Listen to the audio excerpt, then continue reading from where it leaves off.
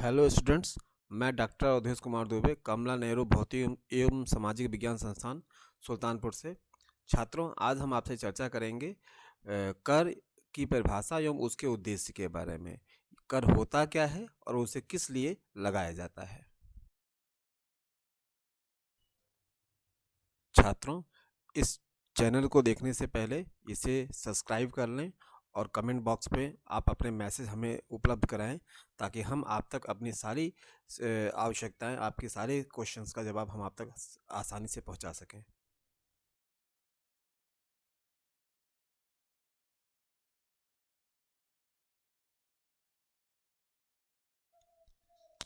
छात्रों, कर किसी राज्य के नागरिकों एवं राज्य में निवास करने वाले व्यक्तियों या उस राज्य में विविध संस्थाएं जो हैं उन पर लगाया गया वह विधिक अधिभार है जो धन के रूप में सरकार के द्वारा कलेक्ट किया जाता है। हम इंग्लिश में कह सकते हैं कि tax is the legal and compulsion payment imposed by the government on their countrymen, the peoples who will stay on their territory or different institutions। कहने का आशा है कि अगर किसी भी देश के सीमा के अंतर्गत कोई भी व्यक्ति निवास कर रहा है और या चाहे वह उस देश का नागरिक हो चाहे वह देश के बाहर का नागरिक हो, दोनों ही व्यक्ति से सरकार कुछ आवश्यक रूप में भुगतान लेती है। उस देश में निवास करने वाले व्यक्तियों से सरकार कुछ आवश्यक रूप में वैधानिक भुगतान लेती है। इसे हम कर कहते हैं। अब प्रश्न उठता है कि यह कर देश के नागरिकों से किस रूप में लिया जाएगा या देश के जो नागरिक नहीं हैं उनसे किस रूप में लिया जाएगा। तो इसकी व्याख्या हम कर के प्रकार के रूप में या कर के विश्लेषण के रूप में हम अगली इकाई में आपसे करेंगे। अभी सामान्यतः आप यह समझ सकते हैं कि कर एक विधिक भुगतान है, कर एक लीगल पेमेंट है, कर एक वैधानिक भुगतान है जिसे किसी भी देश के सरकार को अपने नागरिकों या उस देश की सीमा में निवास करने वाले व्यक्तियों या उस देश में जितनी भी औद्योगिक इकाइयां हैं उन समस्त इकाइयों से आय के रूप में प्राप्त किया जाता है। एक प्रश्न है कि क्या कर भुगतान करने के बाद करदाता के को कर के सरकार के द्वारा कर के बदले कुछ उत्तर दिया जाएगा, कुछ लाभ दिया जाएगा। तो यह स्पष्ट रूप से आप समझ लीजिए कि कर का भुगतान करने वाले करदाता को कर के बदले कुछ भी प्रत्यक्ष रूप से दिया जाना यह संभव नहीं है। इसीलिए इसको कहा गया है कि यह विधिक भुगतान है, आपको भुगतान करना ही है। यह लाभ की प्रत्याशा से या किसी प्रकार के प्रॉफिट की प्रत्याशा से लिया गया भुगतान नहीं हो सकता है। छात्रों, राष्ट्र के अधीन आने वाले विविध संस्थाएं भी तरह तरह के कर लगा सकती हैं। कर प्रायः धन के रूप में ही लिया जाता है, किंतु यह धन के अलावा श्रम के रूप में भी लिया जा सकता है। कई बार ऐसा देखा जाता है कि सरकार कर के बजाय लोगों से पारिश्रमिक कराती है, तो उसे भी हम कर का स्वरूप मान सकते हैं। कर का भुगतान करदाता को संवैधानिक कर्तव्य के रूप में करना है। अगर करदाता है या उस देश का नागरिक है जिसके ऊपर सरकार ने कर लगाया है, तो उस देश के नागरिकों को उसी रूप में, जिस रूप में कर लगाया गया है, उस रूप में उनको कर का भुगतान करना पड़ेगा। अगर कोई भी करदाता उस कर के भुगतान को नहीं करता है या सरकार के द्वारा लगाए गए भुगतान का उल्लंघन करता है, तो ऐसा अपराध है और इसके लिए सरकार उसके ऊपर विधिक कार्रवाई कर सकती है। इसके लिए सरकार स्वतंत्र है। मैंने पहले ही आपसे बता दिया कि अगर कोई भी सरकार किसी भी नागरिक के ऊपर कोई कर लगा रही है, तो उस कर के बदले वह उसे प्रत्यक्ष लाभ नहीं देगी, उसे सहायता के रूप में आप कह सकते हैं। कर के बदले नहीं, उस देश के नागरिक होने के नाते या जो सरकार अपने सार्वजनिक व्यय प्रणाली के तहत अपने देश के नागरिकों को सहायता देती है, यह उसी के रूप में उसको प्राप्त होगा। यह प्रत्यक्ष कर के भुगतान करने या अप्रत्यक्ष कर के भुगतान करने या कर के भुगतान करने के कारण उसे किसी भी विशिष्ट रूप से प्राप्त नहीं होगा। छात्रों, किसी देश की सरकार के द्वारा कर लगाने के पीछे कुछ उद्देश्य होते हैं। इसी को हम करारोपण के उद्देश्य भी कहते हैं। कर के लगाने की प्रक्रिया ही करारोपण कहलाती है। जब हम करारोपण की बात करेंगे तो उस इकाई में हम करारोपण क्या है, उसके सिद्धांत क्या है, इसकी चर्चा आपसे करेंगे। अभी सामान्यतः आप ये समझ सकते हैं कि कर का आरोपण करना या कर को लगाना या किसी भी देश के नागरिकों के ऊपर, किसी भी संस्थाओं के ऊपर कर को इम्पोज करना, imposition of the tax is the tax imposition, is the tax. और यहाँ पर इसके कई सारे उद्देश्य हैं और उन्हीं उद्देश्यों की चर्चा हम क्रमशः आगे आगे आपके साथ कर रहे हैं।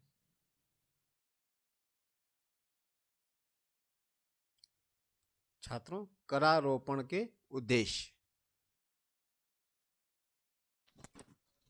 छात्रों, करारोपण का पहला उद्देश्य आय प्राप्त करना है। जैसा कि सार्वजनिक व्यय प्रणाली में हम लोगों ने पहले पढ़ा था कि किसी भी सरकार के द्वारा बहुत सारी संसाधनों को अपने देश के नागरिकों के लिए व्यवस्थित किया जाता है और उस पर सरकार के द्वारा बहुत लंबा व्यय होता है। उस व्यय को पूरा करने के लिए सरकार को आय की आवश्यकता होती है और कर ही सरकार के आय का प्रमुख साधन है। सरकार अपने द्वारा किए गए समस्त व्ययों को प्राप्त करने के लिए कर लगाती है। मैं इंग्लिश में कह दूं कि tax imposition is the only one medium to collect the revenue for expenditures. Whatever the expenditure made by the government, it is also be recollect through the tax impositions. If the government should not to be impose the tax, so that the government is not to be able to perform their expenditure work, to perform their responsibility, so that the government should also be impose the tax, or we can say it is the one medium of a government by whom the government get the revenue, get the income for their expenditures. इसीलिए कहा जाता है कि कर के इम्पोजिशंस का पहला उद्देश्य आय प्राप्त करना होता है।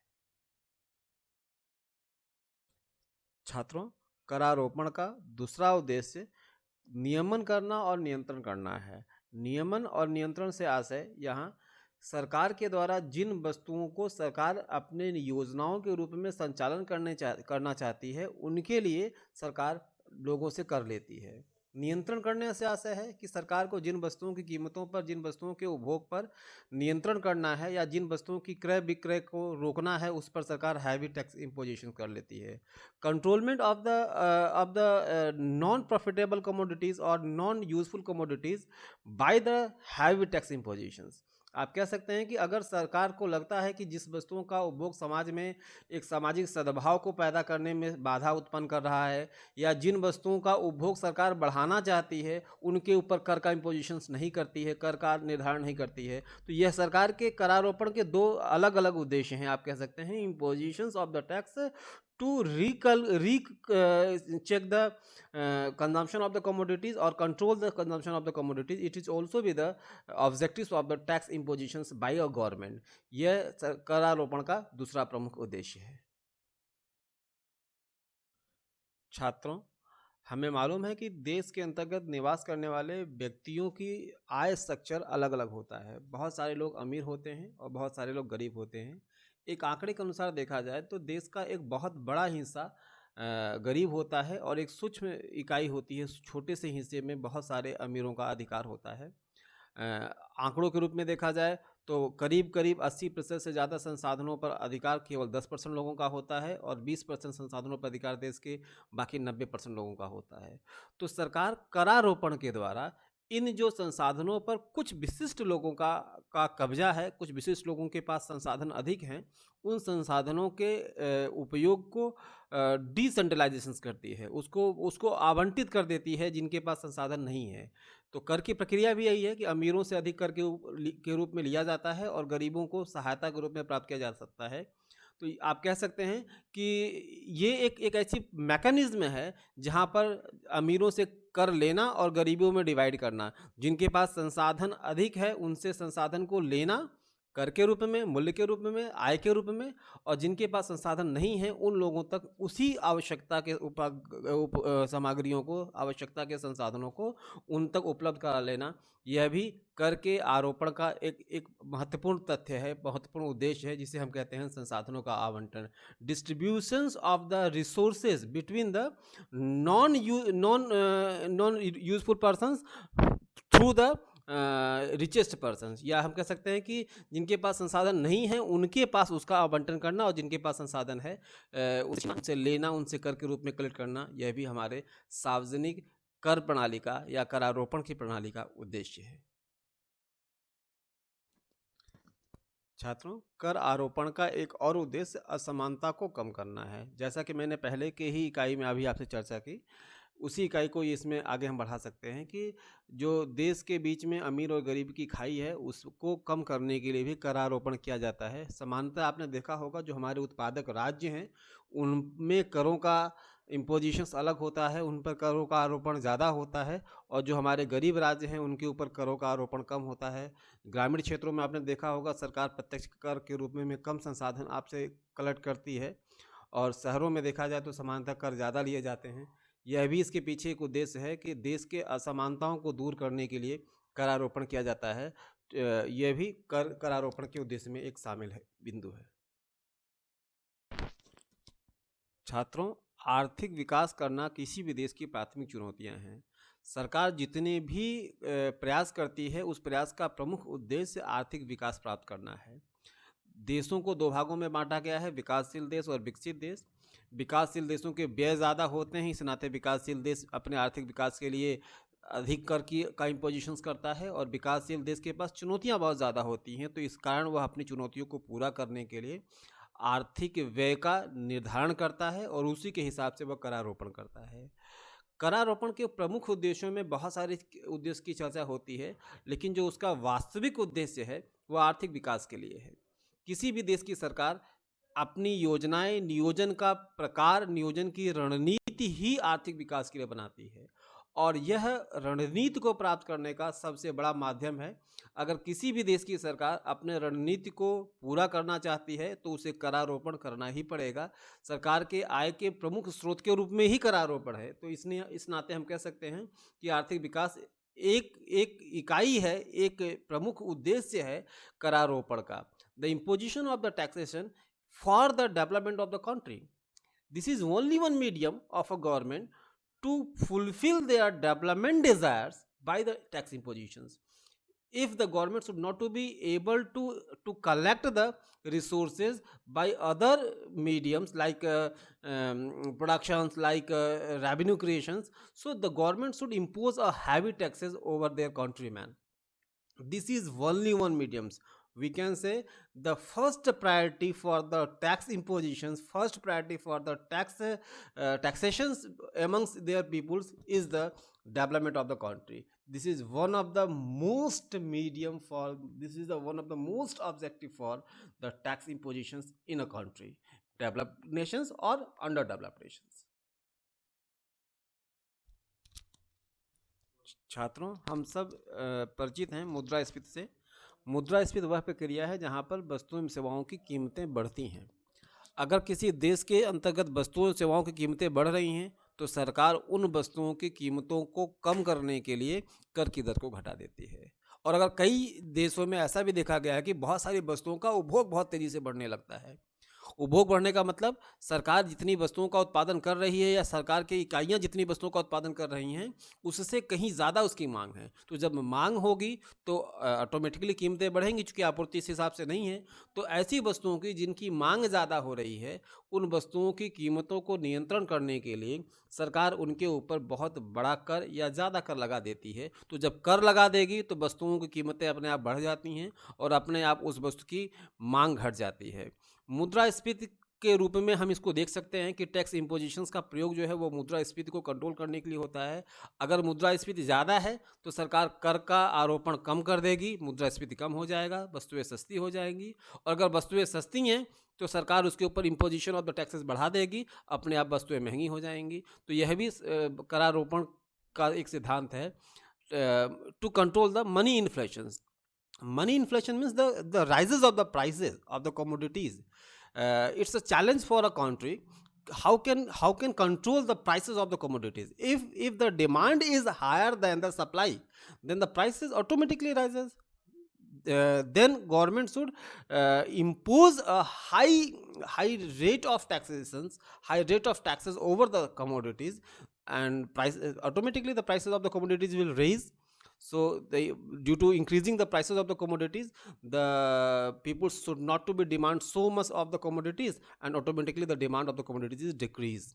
If the prices of the commodities is high and the people should not to be able to consume them, it means it is a crisis of the economy, it is a crisis of the consumptions. On that conditions, the government should decrease their rate of taxes, decrease the taxations over that commodities, by whom the demand should raise. It is a mechanism to increase the consumptions and supply demand chain of a country by taxations. छात्रों, आजकल एक नया trend चला है विदेशी वस्तुओं के व्यय को नियंत्रण करना, या हम कह सकते हैं कि विदेशी वस्तुओं के उपभोग को अपने देश में नियंत्रित करना। यह भी हमारे करारोपण के उद्देश्यों में शामिल है। जिन देशों के साथ हमारे संबंध अच्छे नहीं होते हैं, उन देशों की वस्तुओं पर, उन देशों के द्वारा आयातित वस्तुओं पर हम हैवी टैक्स इम्पोजिशंस कर देते हैं, और जिन देशों के साथ हमारे संबंध अच्छे होते हैं उन देशों के ऊपर के वस्तुओं के ऊपर हम कर का भार कम कर देते हैं। लगातार आपने चीन और अमेरिका के द्वंद्व की विषय में सुना होगा। लगातार चीन के वस्तुओं पर अमेरिका के द्वारा हैवी टैक्स इम्पोज कर दिया जा रहा है, और ऑटोमेटिकली अब वहाँ पर वस्तुएं महंगी हो जाएंगी या हो जा रही हैं, जिस कारण से उसका मांग घट रहा है। और यही प्रक्रिया चाइना भी अमेरिका की वस्तुओं के ऊपर कर रहा है। हम भी अपने इस कोरोना काल में हम भी चाइना के कई सारे वस्तुओं के ऊपर टैक्स की दर को बढ़ाते चले जा रहे हैं, स्पेशली उन देशों की वस्तुओं पर जिस देश की वस्तुओं पर हमें संशय हो रहा है, जिन देशों की वस्तुओं से हमारी सामाजिक वितरण प्रणाली पर बाधा आ रही है। तो विदेशी वस्तुओं के उपभोग को कंट्रोल करना भी करारोपण का उद्देश्य है। आपने एक एग्जाम्पल के रूप में पाकिस्तान के संबंध के बारे में देखा होगा। जब हमारे संबंध पाकिस्तान के साथ बहुत ख़राब दौर में थे, उस दौरान हम लोगों ने पाकिस्तान की वस्तुओं के ऊपर हैवी टैक्स इम्पोज कर दिया था, और प्रतिक्रिया स्वरूप पाकिस्तान ने भी हमारे वस्तुओं के ऊपर टैक्स इम्पोजिशंस कर दिया था, और पाकिस्तान में हमारी वस्तुएं बहुत महंगी हो गई थी, और हमारे देश में उनकी वस्तुएं बहुत महंगी हो गई थी। तो ये एक कह सकते हैं कि आज का जो नया इकोनॉमिक सिनेरियो चल रहा है, उस सिनेरियो में किसी अपने ऐसे देश जो आपके पक्ष के देश हैं, जो आपके फेवर के देश हैं, उनकी वस्तुओं को अपने देश में मांग बढ़ाना, और जो आपके पक्ष के देश नहीं हैं उन देशों के मांग को घटाने के लिए आप टैक्स इम्पोजिशंस करते हैं, हैवी टैक्स इम्पोजिशंस करते हैं। चूँकि अंतर्राष्ट्रीय बाजार खुला हुआ है, आपके लाख प्रयासों के बावजूद भी किसी न किसी माध्यम से आपके उन देश जिस पर आप प्रतिबंध भी लगाते हैं, उनकी वस्तुएं दूसरे माध्यम से आप तक पहुंच जाती हैं। तो कर इम्पोजिशंस, ऐसी वस्तुओं को आप बिना कर इम्पोजिशंस के ऐसी वस्तुओं को आप रोक नहीं सकते हैं, क्योंकि अब पूरा विश्व एक गांव है, और उस गांव के रूप में आपके यहाँ वो वस्तुएं किसी न किसी तरीके से घूमकर आ ही जाएंगी। तो उसको रोकने का और कोई सीमागत कोई रास्ता नहीं है कि आप किसी के बॉर्डर को सील कर दो तो आपके पास वो वस्तुएं नहीं आएंगी। वो दूसरे देश से होते हुए तीसरे चौथे पाँचवें देश से घूमते घूमते आप तक पहुंच जाएंगी। तो इस नाते वो माध्यम अब इफेक्टिव नहीं है। तो अब अपने देश में दूसरे देश की वस्तुओं के क्रय विक्रय को रोकने का सबसे इफेक्टिव कारण यही है कि उसके ऊपर हैवी टैक्स इम्पोज कर दिया जाए, जिससे विदेशी वस्तुओं की मांग को अपने आप नियंत्रित कर लेंगे। कीमतें बढ़ जाएंगी तो मांग अपने आप नियंत्रित हो जाएगी। छात्रों, हम यह भी कह सकते हैं कि राष्ट्रीय संकट काल में भी सहयोग प्राप्त करने के लिए सरकार टैक्स इम्पोजिशंस करती है। विकासशील देशों के लिए यह कथन सबसे ज़्यादा उपयुक्त माना जाता है। विकासशील देशों के पास फंड कम होते हैं, आय कम होती है, और जब कोई राष्ट्रीय आपदा आती है, राष्ट्रीय संकट काल आता है, तो उस देश के पास अपने उस संकट काल से निपटने के लिए अच्छे खासे वित्त की आवश्यकता होती है, अच्छे खासे व्यय की आवश्यकता होती है। और वह अच्छा खासा व्यय बाहर से सहायता के रूप में प्राप्त करना एक लंबी प्रक्रिया है, या वह प्राप्त होगा भी नहीं या होगा ऐसा कहा नहीं जा सकता है। आप ऋण ले सकते हो, ऋण लेने की भी प्रक्रिया एक लंबी है, तो सरकार उस प्रक्रिया पर नहीं जाती है। सरकार सामान्यतः अपने देश के नागरिकों से दो रूप में आय का संकलन करती है। पहला संकलन लोगों से अनुदान मांगती है, लोगों से सहायता राशि मांगती है। जैसे इस समय आपने कोरोना काल में देखा होगा, राष्ट्रीय आपदा घोषित किया गया है, और प्रधानमंत्री राहत कोष और मुख्यमंत्री राहत कोषों में हम लोग धन जमा करा रहे हैं। दूसरी प्रक्रिया यह है कि सरकार को अगर लगता है कि उस अनुदान से या उस सहयोग से उस सरकार के व्ययों की आपूर्ति नहीं हो रही है, तो सरकार ऐसी वस्तुओं पर जिनसे सरकार को रेवेन्यू जनरेट होने का अच्छा स्रोत मिलता है, उन वस्तुओं के ऊपर सरकार टैक्स का इम्पोजिशंस कर देती है, और त्वरित रूप में सरकार को रेवेन्यू कलेक्ट हो जाता है। जैसा कि अभी आपने देखा है, अल्कोहलिक कमोडिटीज़ के ऊपर कीमतें बढ़ा दी गई हैं, करीब 70% तक उसके ऊपर कर बढ़ा दिया गया है, और ये 70% कर बढ़ने से उपभोक्ता तो उपभोग कर ही रहा है, तो अपने आप सरकार को अच्छा खासा रेवेन्यू प्राप्त हो रहा है। पेट्रोकेमिक्स के ऊपर भी आपने देखा है कि इस समय कर बढ़ा दिए गए हैं, लगभग औसतन 2 रुपये की दर से हर लीटर लगभग हर राज्यों ने कर बढ़ा दिया है। तो ये भी राज्य के आय का जरिया बना है। तो संकट काल की स्थिति में यह एक सरकार का बहुत अमूल अस्त्र है, जिस जिस अस्त्र के द्वारा सरकार अपने आय को बढ़ा सकती है। The imposition of the taxes is a main medium of a government to collect the revenue on a tough period, on a national disaster period, on a crisis of the economy, crisis of the nations, because by the imposing of the tax, sarkar immediately able to get the revenue collections from abroad by a debt, by a loan, is a long process, and it is not so effective than the imposition of the new taxes on commodities, like luxurious commodities, like most demanding commodities. In current scenario, you can say the raising of the alcoholic commodities prices, raising of the petrochemics prices is the example of this kind of the impositions.